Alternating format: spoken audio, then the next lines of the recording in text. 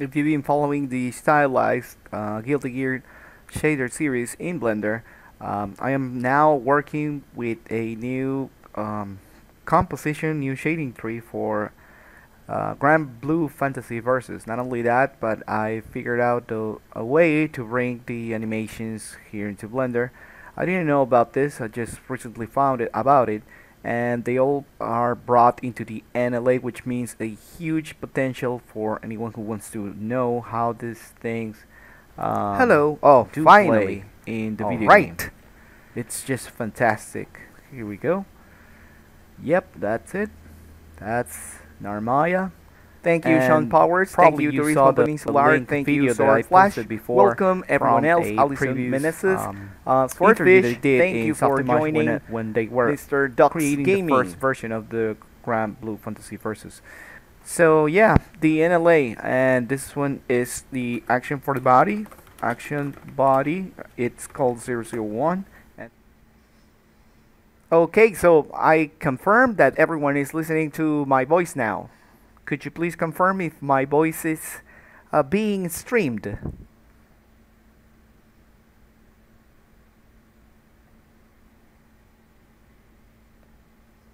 Okay, perfect. So that means that we're we're live. Finally, we're live. Okay, so what you should be seeing right now on the screen, it's the previous slideshow that we've collected from our previous models and our previous techniques with the Stylized shader. Thank you for your patience. I've been trying to set up the audio and I finally figured out what was going on with it. But let's get into this. Okay, so previously we presented Ghislaine from Mushoku Tensei model in this past April month for every Patreon, as well as everyone who's joining into the Active Motion Pictures YouTube channel and the community, because I found out that there has been many sites with clone content from my site, especially in China and other countries I will not mention for now. But I just wanted you to know that it's a joy to count with your support, either by helping everyone else in the community with your replies whenever they have a question, or when you come here into the live stream or the other post and you share the content that we are creating here. Because our expectations, our goals as a community is going to be pushing Blender always to its best capacity to produce anime content. And I'm happy for you when you are here watching exactly that kind of content. Alright, so let's get into it because we want to be moving fast. So I'm going to be speaking a lot of things about the Granblue Fantasy Versus shader. And just before starting, I want you to know that most of the, if not all, of the stylized techniques that we use here start off in 2D. It's straight out a 2D drawing. And if you have a concept art with solid shape, with solid silhouette and solid shading, that it looks 2D, you know, you can translate that concept into the 3D model. As you can see right here in the slideshow, whenever they are planning, for example, the attacks, they do plan them in 2D. Now that gives us an advantage when we are using Blender. Why? Because we have grease pencil and we can create the animation, the 2D animation, right off the viewport, the 3D viewport, which can also, you know, contain grease pencil objects, which you can draw right on top of the 3D model or over the surface of the 3D model. And as you can see here, all of the planning and the timing for the character sheets, it's carefully reviewed in 2D. So that's why it looks like animation, because you might say, you know what, I'm going to interpolate pose A to pose B, and then it's going to do its work. The machine is going to do its work. Blender will make it look 2D enough. But no, what you should be doing is drawing 2D shapes that read accurately, for this case an attack, or a pose, because there are iconic poses for every character. And in this occasion, we're going to be talking about the YUEL shader, which I have right here in the viewport. So I'm going to be covering this rather quickly, and if you have any questions, please let me know in the chat. I will be covering them by the end of the video. But right now, I want to show you how I usually work with this. Now let me make this bigger so that you can see on the stream, because I get it that it's very small. So let's do a general walkthrough so that you can correlate what we are going to be connecting. So one of the most important aspects to get a correct appearance with the shader, it's obviously the light. And the light in the render plays a significant role for your shadows as well as your vertex lit or vertex shadows areas. Okay, we're going to be talking about that in just a second. As you can see, the viewport here, it's Eevee in real time for those of you who are just joining into the channel. And you probably don't know me. My name is Pierre Schiller. I am a 3D animator and VFX compositor, helping you and your studio pilot Blender with anime industry techniques. That's my aim. That's what I like to do. I am a 3D animator and VFX compositor with 20 and more years of experience in commercial advertising, games, and VFX for cinema. That's, you know, my usual work. I've been working as a Blender Foundation certified trainer for the past 4 years, and I've helped a lot of 3D artists coming from Max, Cinema, ZBrush, and Houdini to integrate Blender into their workflows for animation and VFX in live workshops. You know, like before the pandemic, I was very happy to go to live workshops, you know, doing 2D and 3D animation. And I am currently developing AR avatars for streamers and AR lenses for Snapchat with facial tracking.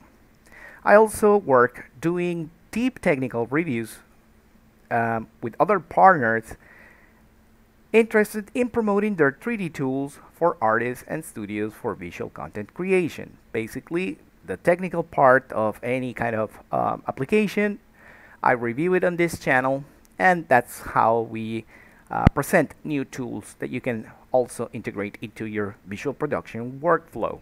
Okay, so that's just the introduction. Let's continue here with the YUEL shader.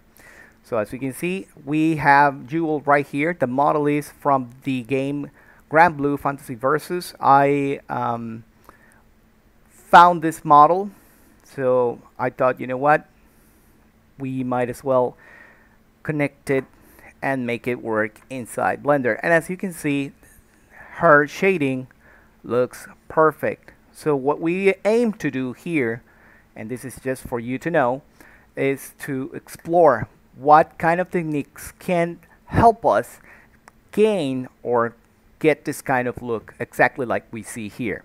Okay, so that's enough introduction and talk, and let's get into the matters.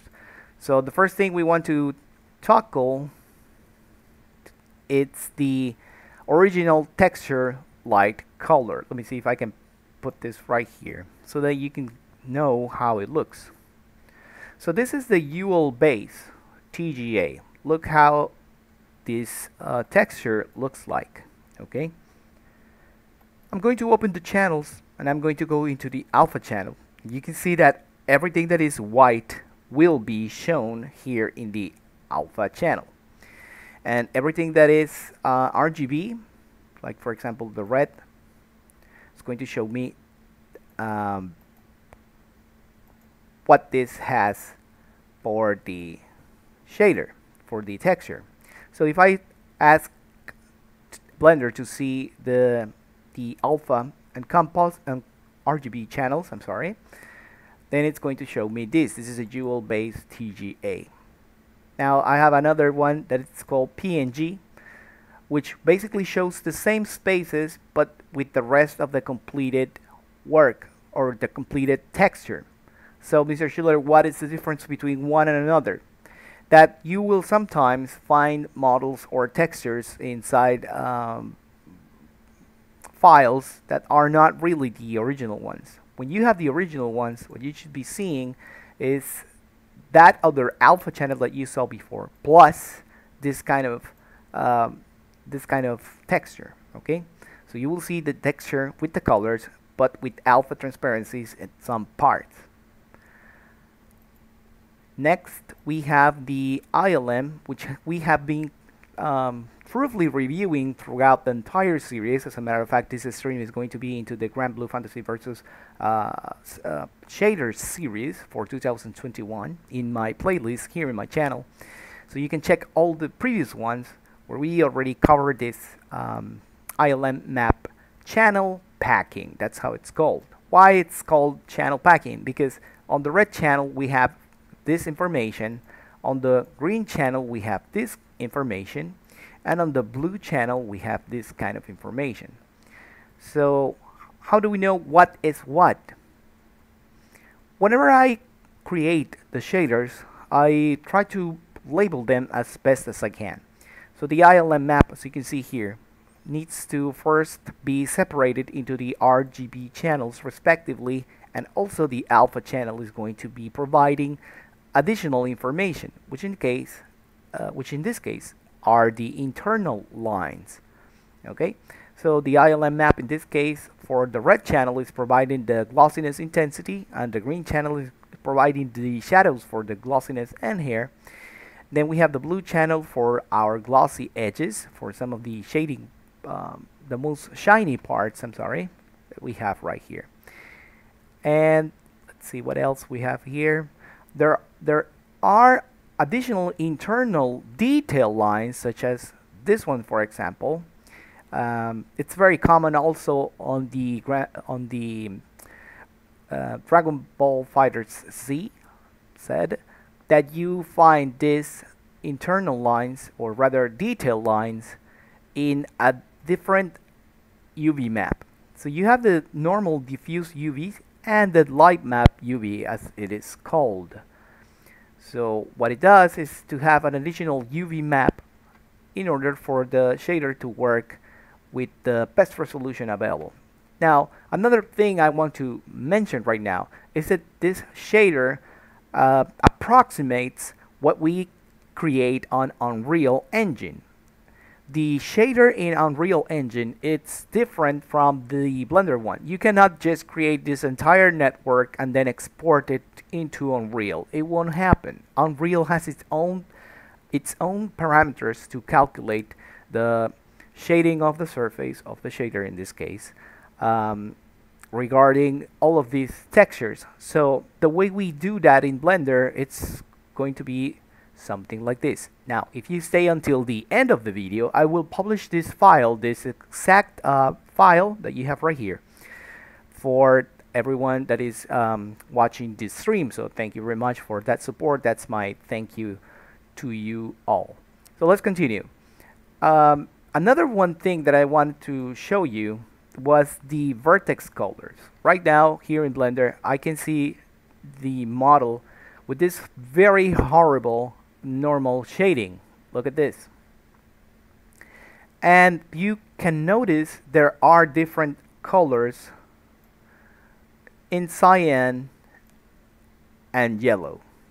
Okay, so those colors will determine how the light is going to always be lighting this model. For example, when the light hits the skirt, a shadow is going to be produced down here, but that shadow is not really left to be calculated by the light. Instead, this shadow is manually produced. So you can see that the back of the hair is also in cyan color, which is going to be blocking the light. So no matter if you put a directional light straight to this part of the hair, it's not going to illuminate it. Instead, it's always going to be a shadow part. And the same goes for everything that you can see here. So the obvious question here is, should we model to have intentional shadows for, in this case, the hair, in this case, the eyelids, or the back of the ribbon? Yes, you should. check this out. This is intentionally modeled so that the shadows are picked up here at the base and not so much here at the top. But you can still see that there are some sections here where the hair, it's going to be defining a shadow so that YUEL's ears will be presented with that kind of shading. So that's why it is very important that you can work with the reference. See this? That's the shadow color that we see right here. Here's another shadow section that we have, and we can see that it corresponds with the model. So what's interesting is that if you grab that vertex color property, it's just called call. That's how it is. And the way you find it is that when you open your model, you're going to find it right here in the vertex color sections. So this is included. This has to be included in the model. If you go to my gumroad.com/3dcinetv, you're going to find a Maya shader explaining everything you need to know to make sure that the model that you're getting or that you're using from your game, please buy the game. Please buy the game. I mean, support the community of the ArcSoft System Works productions. Those guys are amazing. You should support them by getting the game. If you have the chance, please buy the game so that you can check the models that you get in your game. So that's what I meant. So the vertex color is getting this property separated to the RGB channel because we're going to grab the red channel. In this case, we're going to get this cyan. Let me see if I can. No, it will not show. From the red channel into the diffuse BSDF, it's just a regular diffuse BSDF shader, which is going to be converted to a shader to RGB. Okay, in this case, we're taking the physical properties of the diffuse shader, receiving the light, and then transmitting them into a plain color. That color is then going to be using a color ramp, which we call the light threshold. We're going to be limiting the light. We're not going to make a soft transition from shadow to light, but instead a very hard transition. So this is what I call the light threshold. And I took this reference from the GDC presentation of 2015 for the Guilty Gear shaders. We also have that series posted on gumroad.com/3dcinetv. So if you can visit it, you'll find a lot more training material so that you can also stylize your shaders in Blender. So I think that basically covers it all. Now we're going to see how all of those things are going to be connected. Oh, by the way, I forgot this one. So I'm going to be Shift D, duplicating this one, Alt P to let me see if I can turn on the screencast key so you can see the keys. So if I Control Shift click on this YUEL based TGA, you're going to see that probably no, it's already rendered, it's already armed.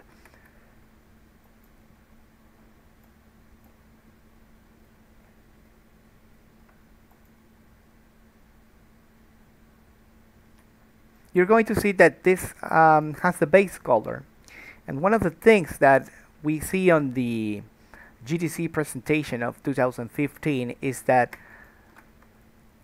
the color that we have right here, it's not an arbitrary color when we multiply it against the shadow color. This is why we get rich colors and we get chromatically harmonious colors when we are multiplying the original base texture against the SSS texture. Some people think that this means subsurface scattering, and it might have been at the time because this was created in Softimage. This is another reason why I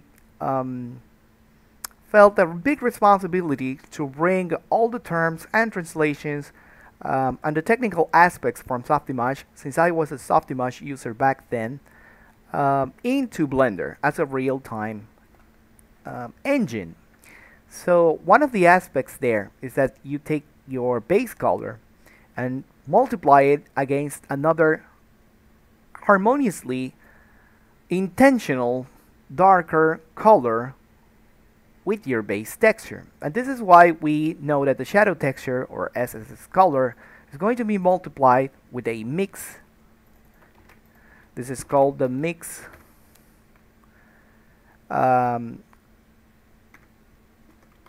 here we go, mix RGB. The mix RGB node provides you with different blending modes, just like in Photoshop.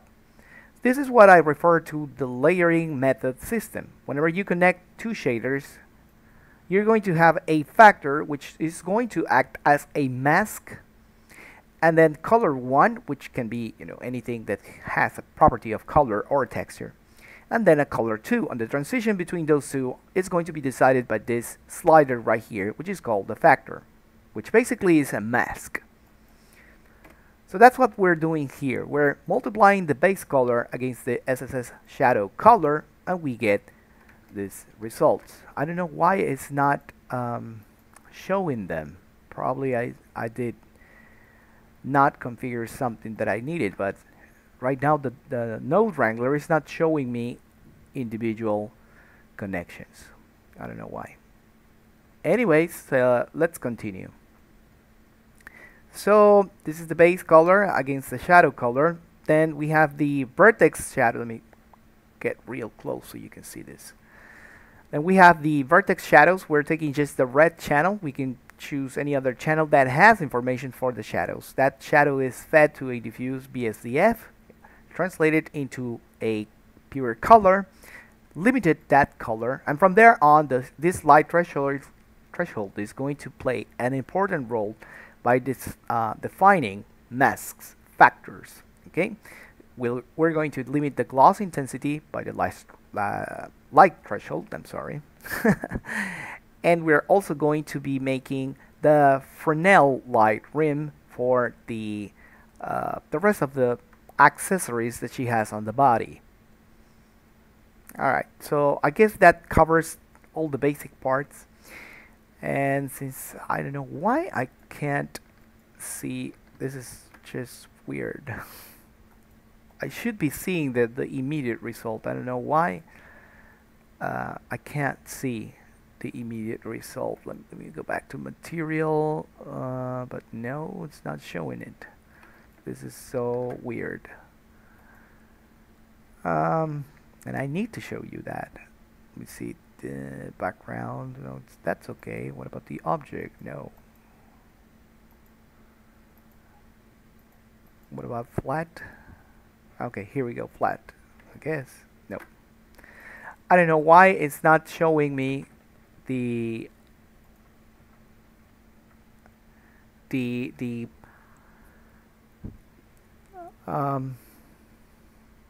textures. Dux Gaming says she's his favorite character. Awesome. She looks almost 2D in the viewport. Yes. Sword Flash says keep up the good work. And Sapphire Serenity, thank you, says are you going to save the VOD of the stream? Yes, it's going to be saved. It's going to be around 1 week, and then I'm going to delete it because basically I like the interaction, how we can connect here. Whenever you have questions, you can ask them here on the chat, and then we go through all of those issues live. Sword Flash says it is similar to Fixy here. I don't know why. No matter how I modify it, there are no results. I don't understand exactly what do you mean when you modify there are no results. You mean the Fixy hair model or the texture in general? Sword Flash. Sapphire Serenity says, I bought the game. 10/10, I would recommend it. It's beautiful and fluid. Yes, indeed. That's I play occasionally. Granblue Fantasy, it's amazing. It's pure artwork. And I will, and quote me on this, I would definitely recommend it on the basis that it is the continuation of the Guilty Gears XR style. Okay, so let me figure out why I am not seeing the the result that I intended here. So let me just click on shadow textures. Why is not showing? Backface calling. No, this is random object. This is so weird. Why would it not show the shader? Maybe I'm not. Here we go. The YUEL shader. Okay, so click. No, it's showing in matcap. Do you see that? It's showing in matcap. I don't know why. Okay, if I go to matcap, let's go back here. I'll go back to studio. Now I see this. Why? What if I click here? No, nothing to be shown there. Why not? Oh boy. And what if I unplug? Oh, maybe this is why. Nope, not even because of this.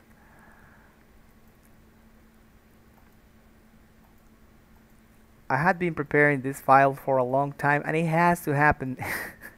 It has to happen on the live stream.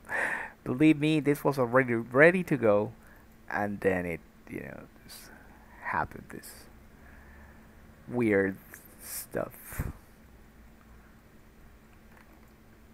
Oh, come on.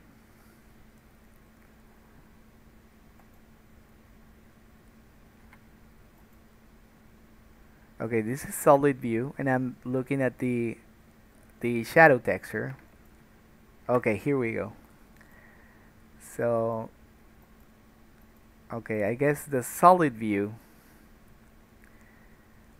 can have, okay, material. Let's leave it at texture. I'm going to be switching into shaded view. Of course, we want to be on shaded view. I'm sorry.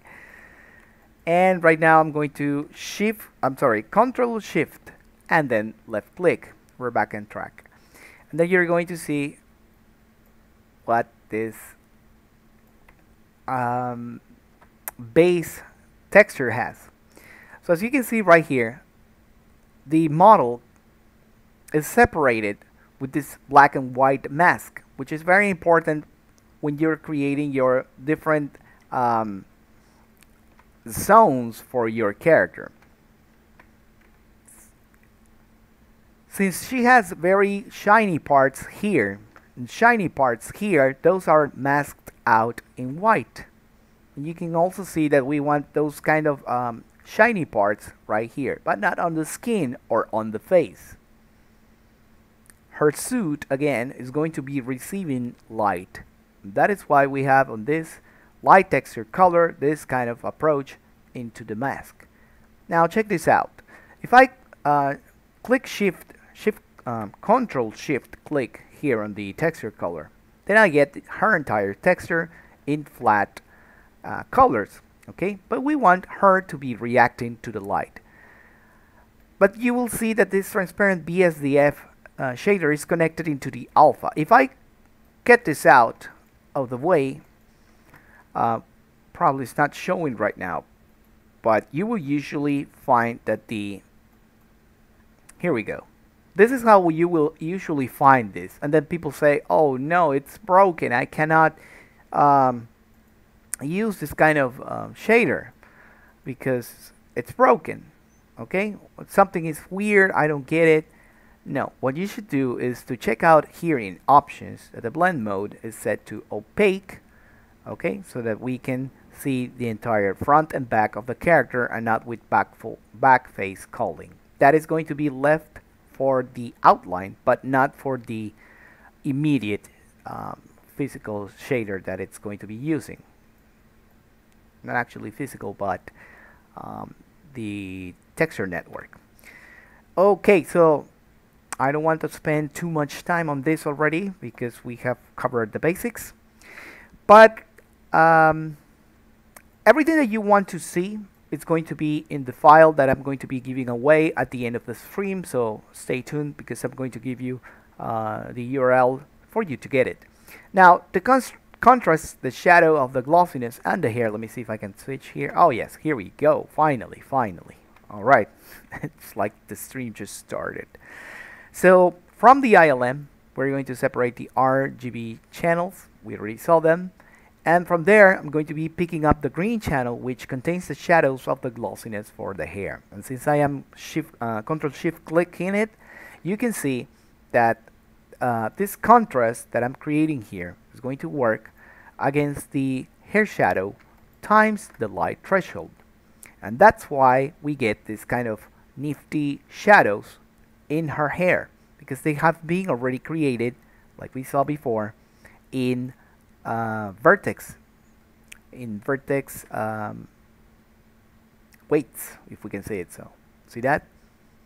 Now there is a nifty tool that you can use to assign 100% Vertex paint, because when you switch to Vertex paint, let me show you this. It's going to paint very soft. It's not going to be painted hard. So there is a tool that I use. Let me see if I have it right here.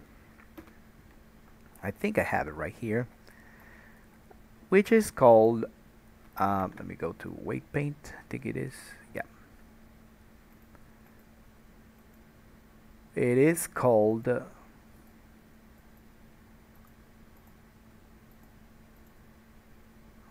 oh, what do you know? I don't have it.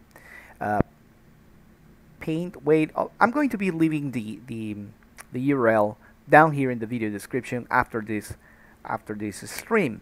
But it's basically done by someone in Japan, the very skilled Japanese artist, and he created a tool so that you can select your vertices and then directly assign colors to it.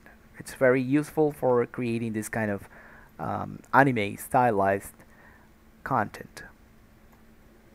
So let's continue. Once you multiply that vertex color from the hair against the shadow color that we already have from the light threshold that you have right here, then the result, it's going to combine that with the darker part of the hair. In this case, that is fed from the shadow textures. Okay? And finally, we're going to go into the texture result times the color. Texture result line times the color. So you can follow all of these connections once you get the file, and then you're going to see how it is done. But what I basically want to emphasize is that when we have the detailed internal lines, which is I think if you're going to be doing NPR animation in Blender, this is the core concept that you have to nail out. This is the make it or break it moment. You need to spend time doing a 2D analysis of the internal lines of your model so that they will look 2D enough, just like this. With just this internal lines, detailed internal lines, your model should look already flat, should look already 2D. Now in the ILM map, as we mentioned before, the alpha channel, which you can see right here, is going to be providing the internal lines. Check this out. I'm going to click there, and all of these are the internal lines for the model. So if the skirt has this kind of things right here, you're going to see all of that inside those internal lines, which in turn are going to be multiplied using the mix RGB method that we showed before, and then you get internal line plus detail lines. This is exactly the moment where you see, you know what, I'm doing great in the model that you're making. So when you have a 2D model, a 3D model with this 2D look, just in the internal lines alone, then you're halfway there. If your threshold already defined by the vertex paint is looking like this, and then it's multiplied, let me see where it's multiplied here. It's multiplied right there. Then of course you're going to get the internal lines, the color, the detail lines and the shadows. And all is left to do from there is to refine and combine the Fresnel, the glossy result, and then we finally get all of this together. Whoops.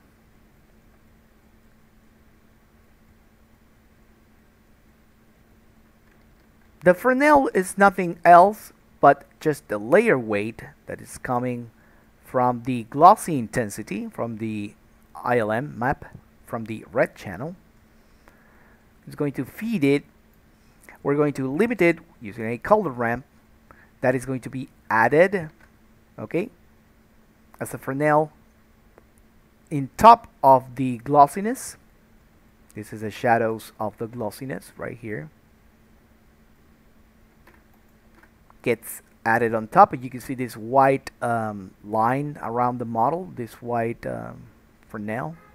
It's very sharp. I like that. This is very important for this appeal in the shiny objects that YUEL has.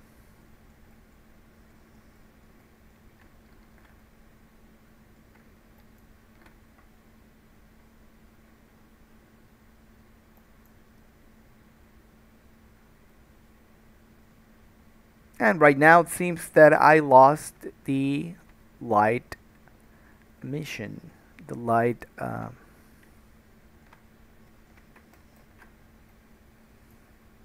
the base color.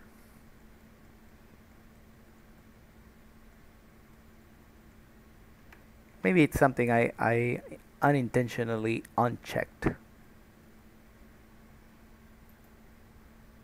Let's get everything.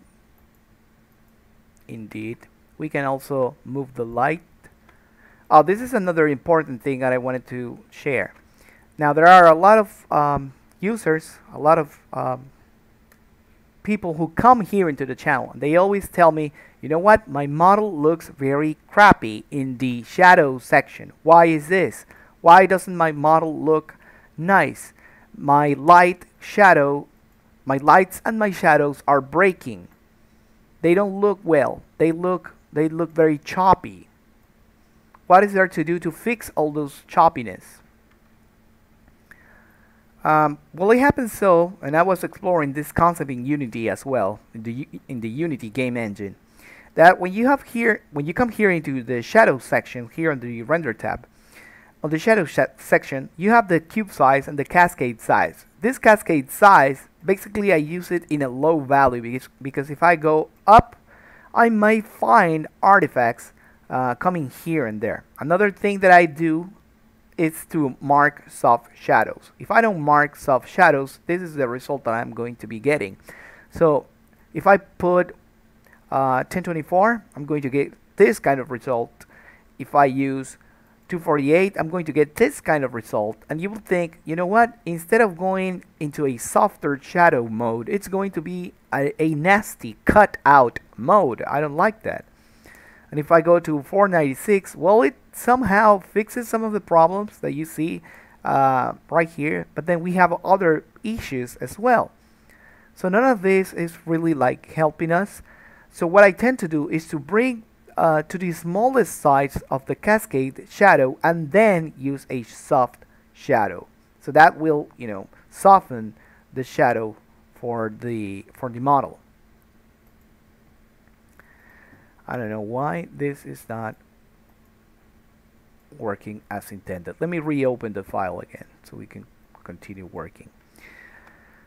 And Mr. Schiller, what is this? Why did you use this kind of things? Now you will see that YUEL uses this glowing blades, okay?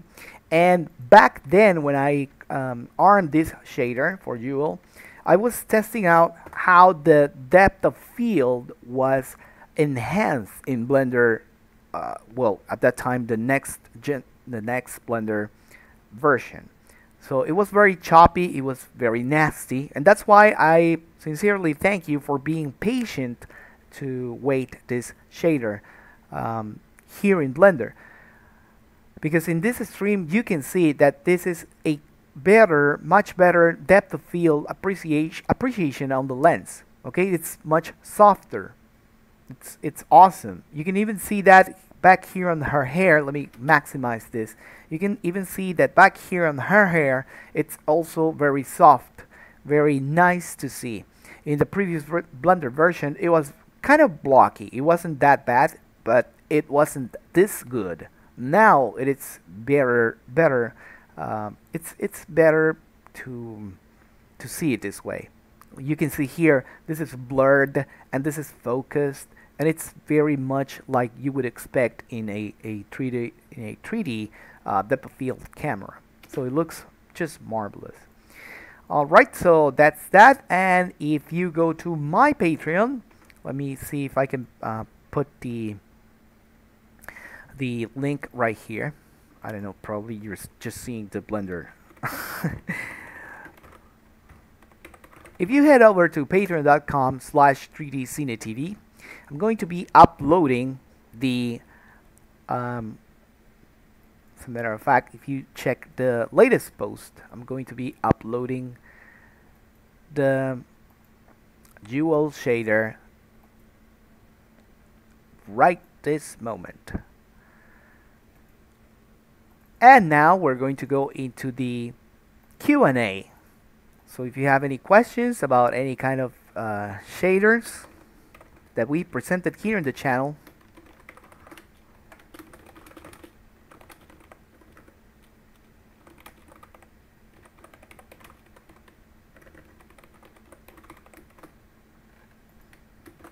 here you go. Okay, it's going to be public, and it's being published now. So if you go to patreon.com/3dcinetv, you're going to find the Granblue Fantasy Versus, the YUEL shader in Blender in high resolution. If you do not see it in high resolution, please let me know. I will be posting a zip file later on after this stream. Okay, so don't miss it out. So yeah, that's basically it. That's how we get the YUEL shader to work here in Blender. Now, if you have any technical questions about it, like the outline maybe, or how you work this glowy effects, or anything you would like to ask me, please, this is the time to start. And let me switch back to the chat. Okay, so thank you, Jackie R, for coming into the stream. Leon Alucid, thank you for coming. Dux Gaming, thank you for being here. Sword Flash, thank you for being here. Dr. Pixels by Rap Maduro. What a nickname. Thank you for coming here. Hello from Aruba. Hello, hello.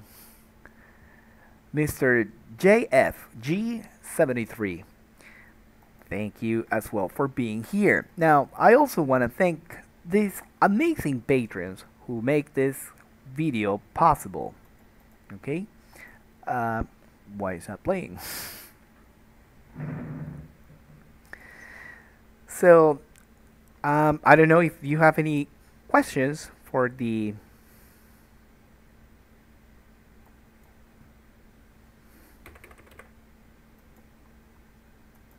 remaining of this session. You may ask them here in the chat section, please.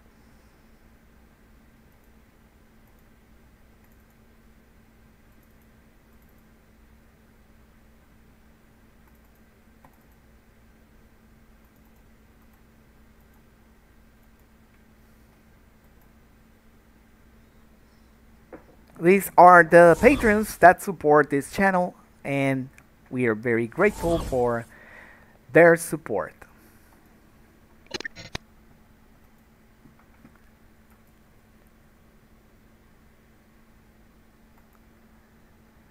Sword Flash, thank you as well. HK, thank you so much for such nice streaming. Thank you.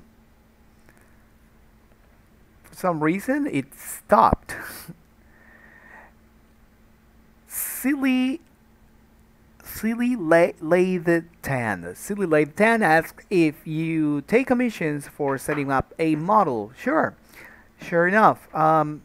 the way you do that is by contacting me on Patreon, and from there on we can, talk about more details, or on the community section from the. I don't know why it's not transmitting. Okay, here we go. On the community section, here we go. On Patreon.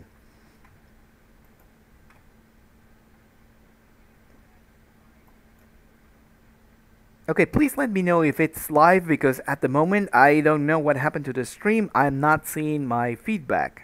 The stream says it finished, although here in the other window says it's live. So let me know if you are still seeing something on your screen, and what are you seeing?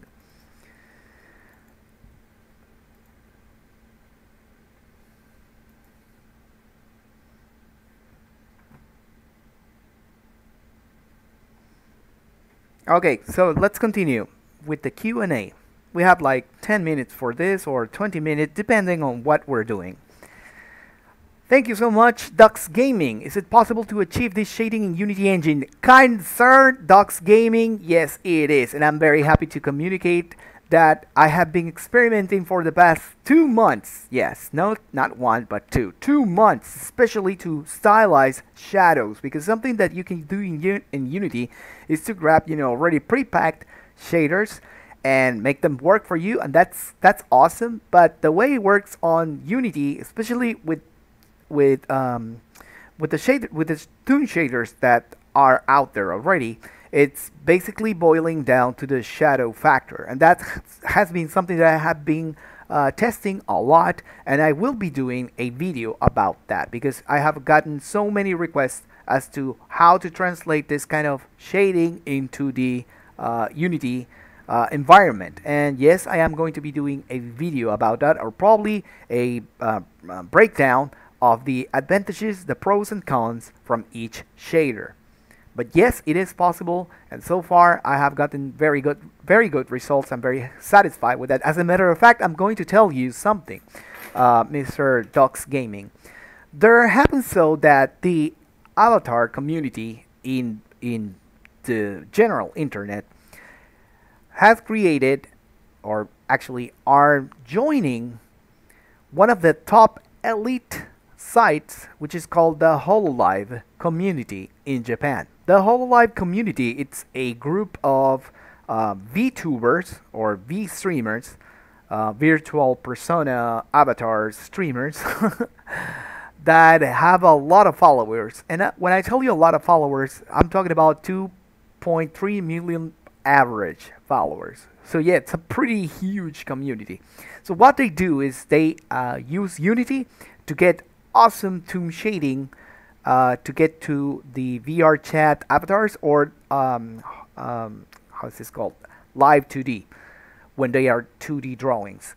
But in general, like, there are some avatars that are well crafted, and those are bringing a lot of views by the millions in this Hololive community. It's really amazing. It's a huge part that I have not talked about, but the VTuber personas, or to be understood, the VR chat avatars, are a huge thing right now in 2021, since the pandemic forced a lot of us to stay at home. These are the entertainers of our era, so it's a very good thing that they are using Unity to produce that kind of content. Let's go with the next question. Jackie R. Wolf Girl from the anime. Yes, what you're seeing right now is the slideshow for everything that we have created before. Now, the latest thing, the latest model that we have, it's the Yu-Gi-Oh! Blue Eyes White Dragon.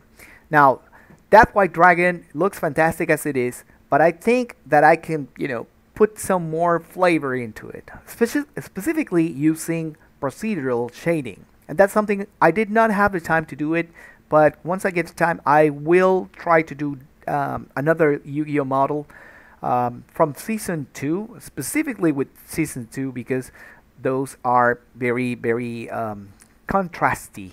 They are very light and shadow and detailed but I want to add those details to those models with procedural shading. That's something I did not do this time. What I did was to apply the principles that we have seen here from the vertex shading, that is to specifically model the section of the model that is going to have the shadow, and then paint it with this Japanese artist tool that I'm going to be leaving here in the comment section below. So as soon as this stream ends, please make sure to come back here maybe a few hours later, or maybe tomorrow. You'll see all of the mentioned URLs. Let's continue.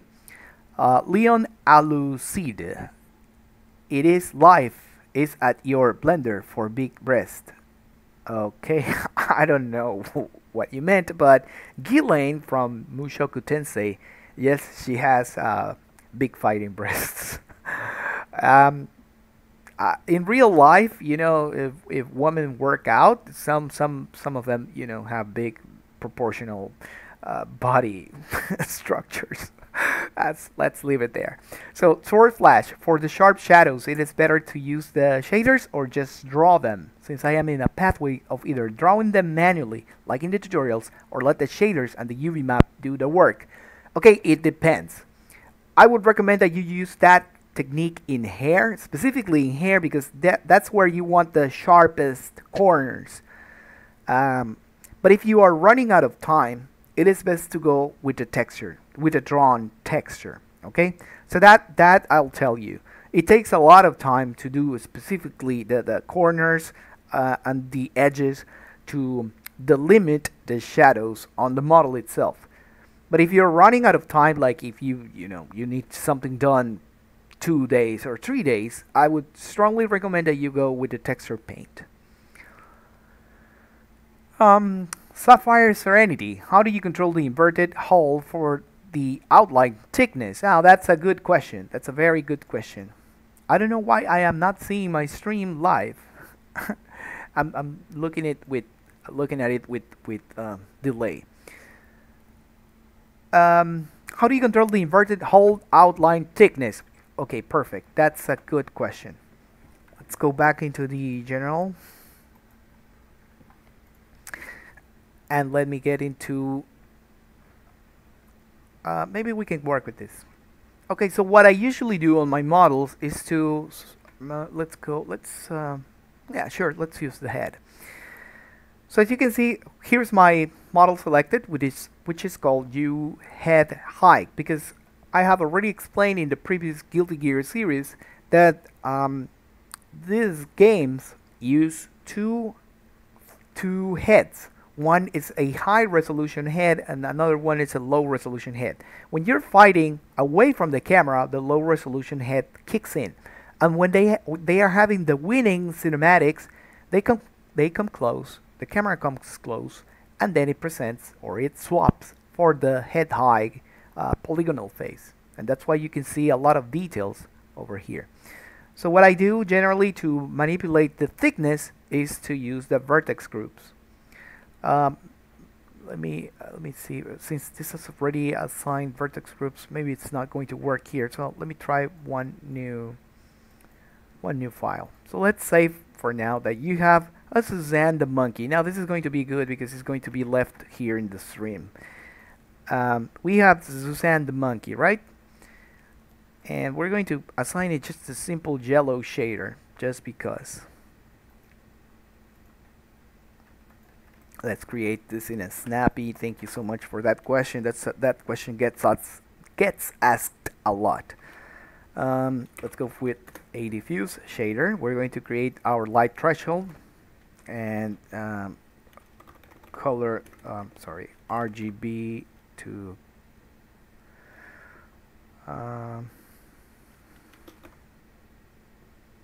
shader to RGB.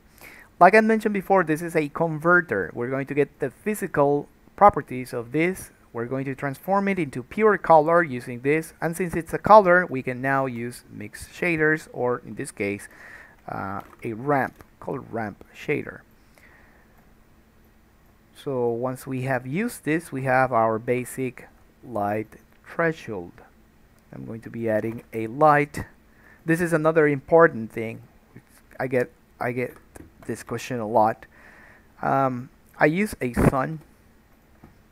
I generally, just flip it over, move it like such, so that I can get a general sense of where the light is coming. And as you can see, it is not very toony. So we're going to limit it by changing this linear to constant. And from there, the environment light, it's going to also contribute. So you may see that a lot of times I work in a grayish or whitish environment. Well, not so white, otherwise you will not get your correct shadows. So here's the light direction. I want to switch it somewhere over here.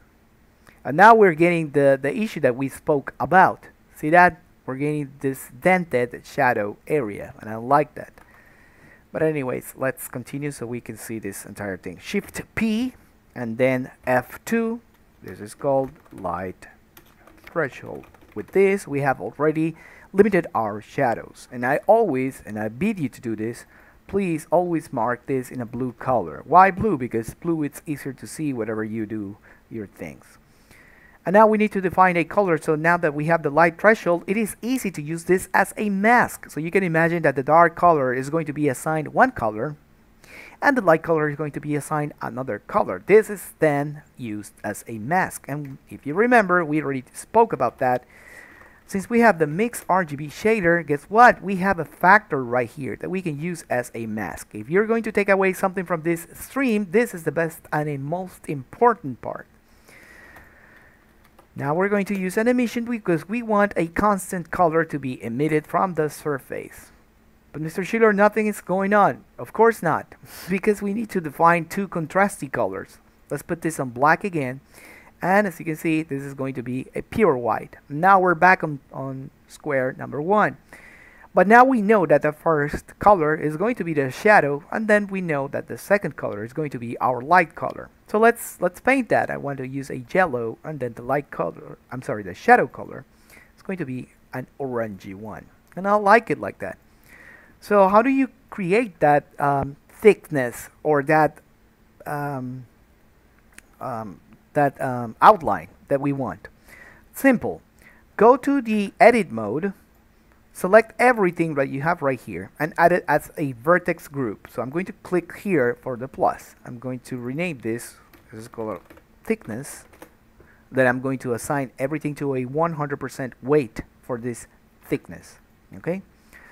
And now I'm going to go into the modifiers tab. I'm going to be adding a Solidify Modifier, which I have it right here.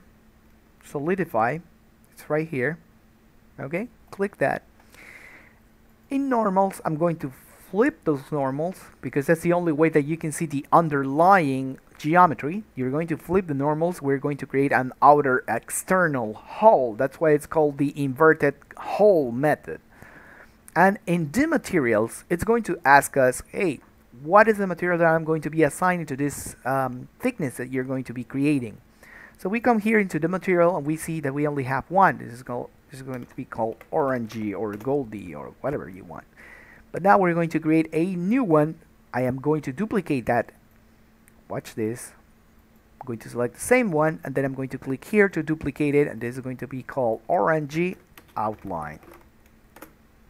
But Mr. Schiller, you're basically duplicating the same color. How is this different? Because of the strength. We're going to lower that strength to 0.3 and that is going to make it somewhat dark.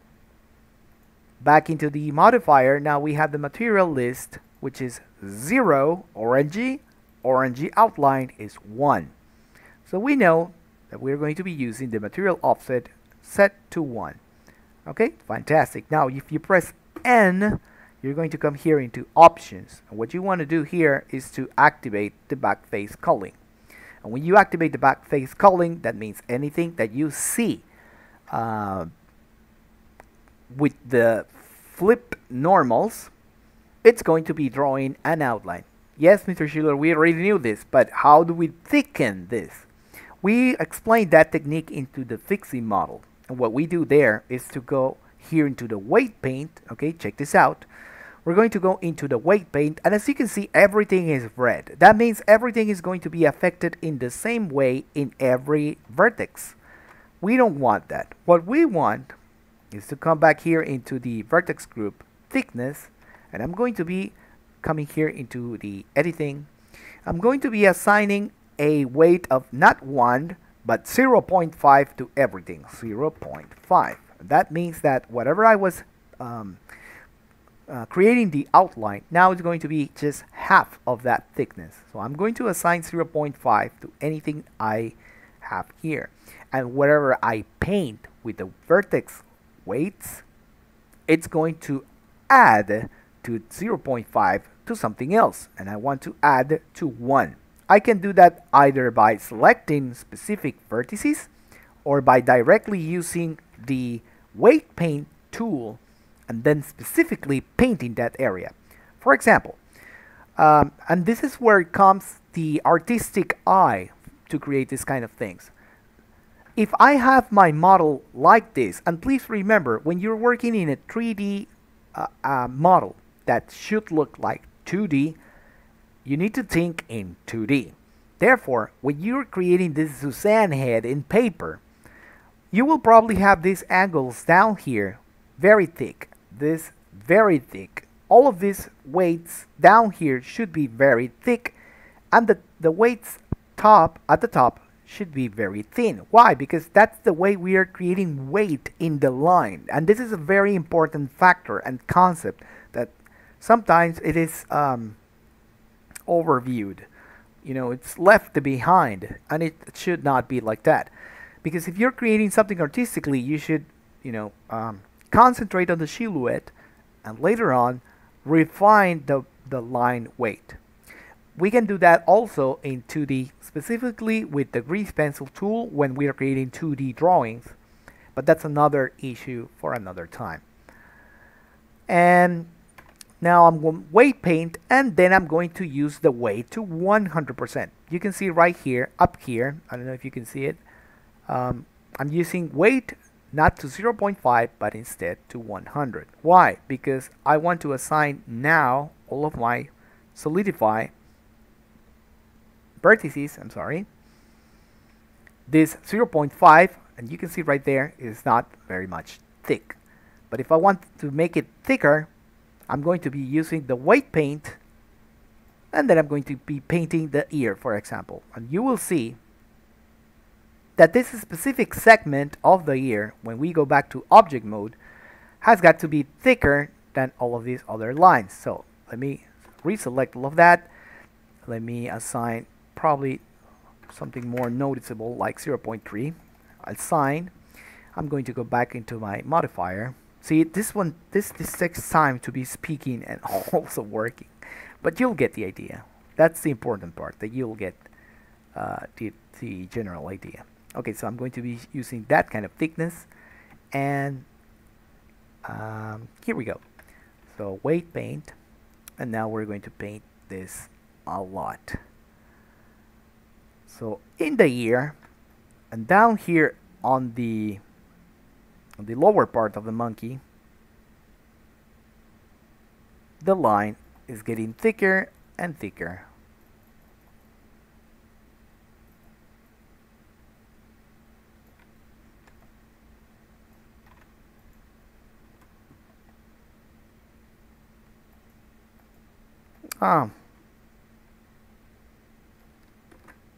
That's weird. Should have worked. You know what? Let's do it again. I'm going to assign a 0%. Oh, I'm sorry.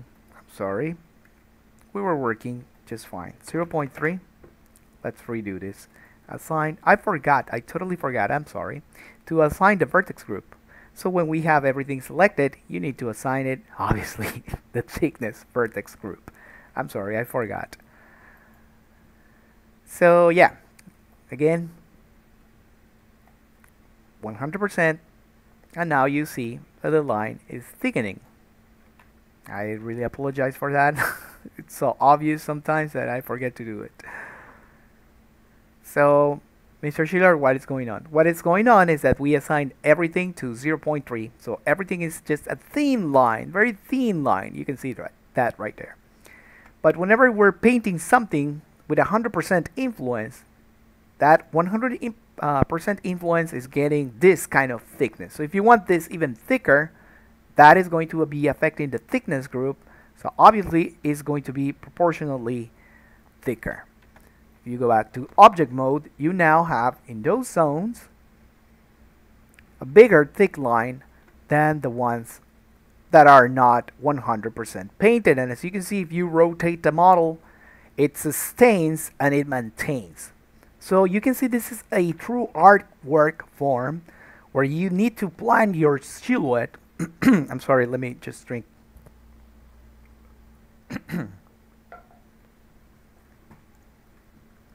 Okay. So you need to plan ahead. And depending on your silhouette, you're going to see how it best works or it best serves your silhouette so that people can read this model. Okay, it's artistically done. And you can do that the same for the eyes, the inner eyes, and other stuff as well. So I hope that answers your question. That was a very good question. Let me see if something else I missed. I really don't know why I'm getting a lot of lag on my own stream. I cannot see my own stream.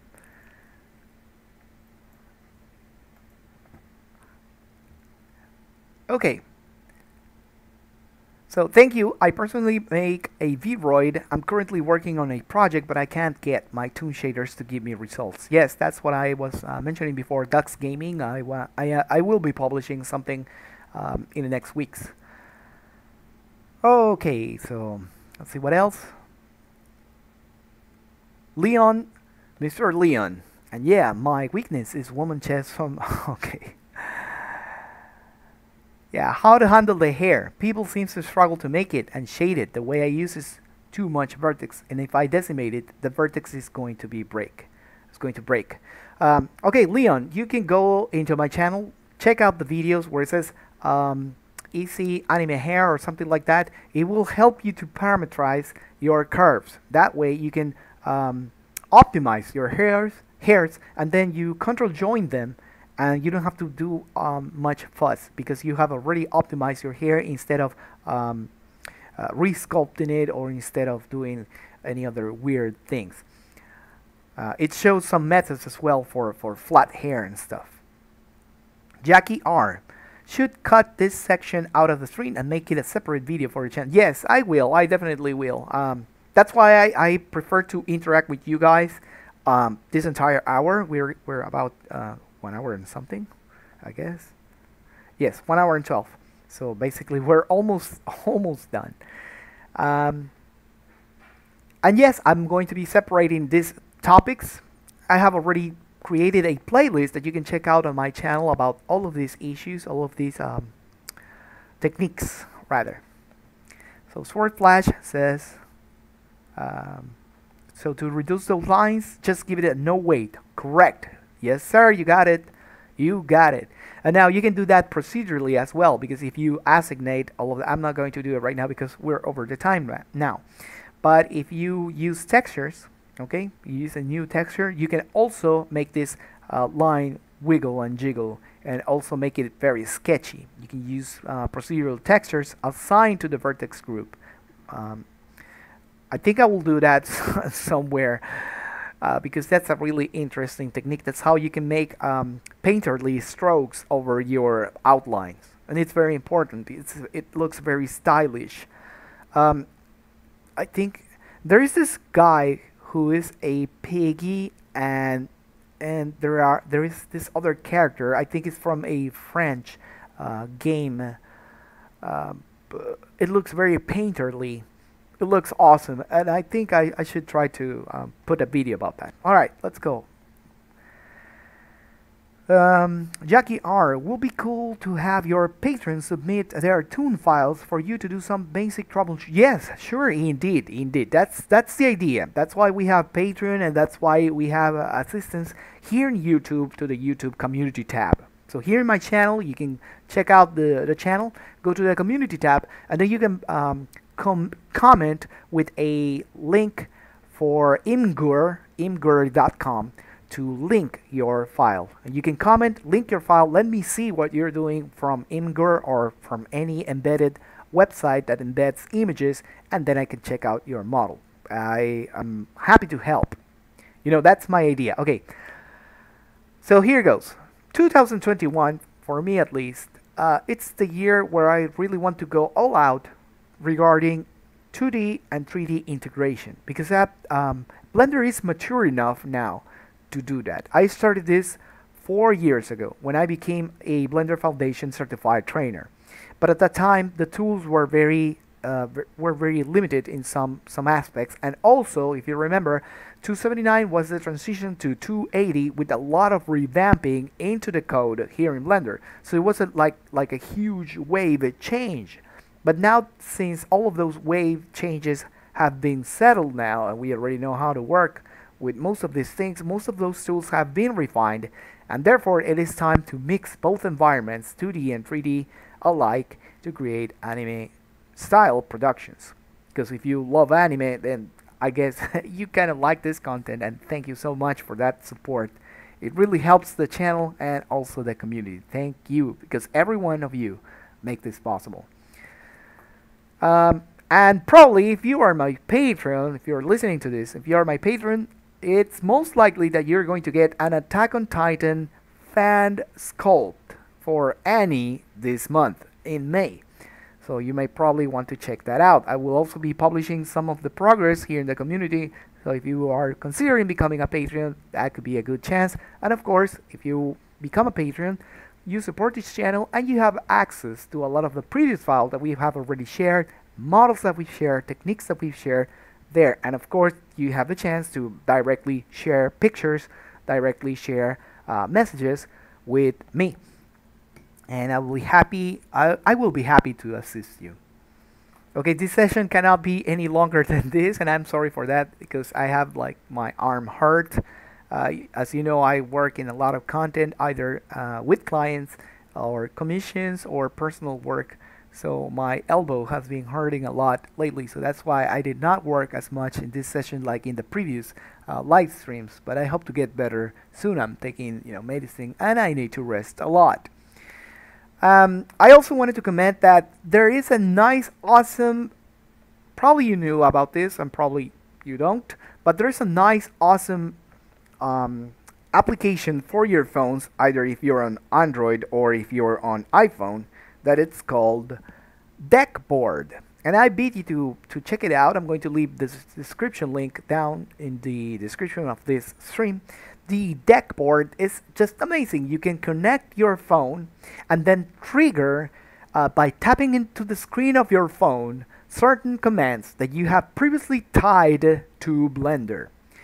Deckboard is used a lot by Twitch streamers, which have a Twitch board. I think it's called streamer board. I don't exactly remember the name, but it's a USB device that you can connect to your computer, and then when you touch the buttons, which are LED screen buttons, then it triggers and it fires off a command for the stream to do, like transitions, sounds, videos, etc.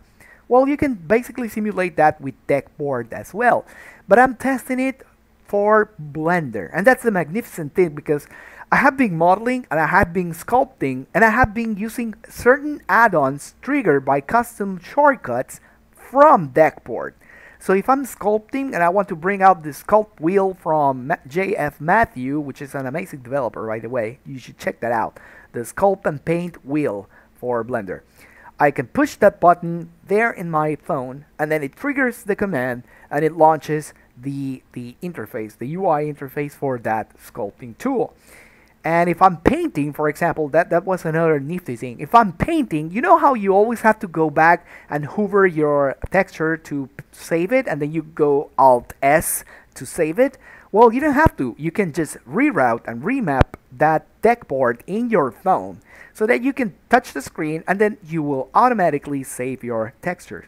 So I have been experimenting with some connections there, and it works fantastically. Well, for anyone else that has been following the Attack on Titan series, as you already know, the animation, the anime, the Mappa Studio just finished part 1 of season 4 back some weeks ago. And also, the manga has already finished.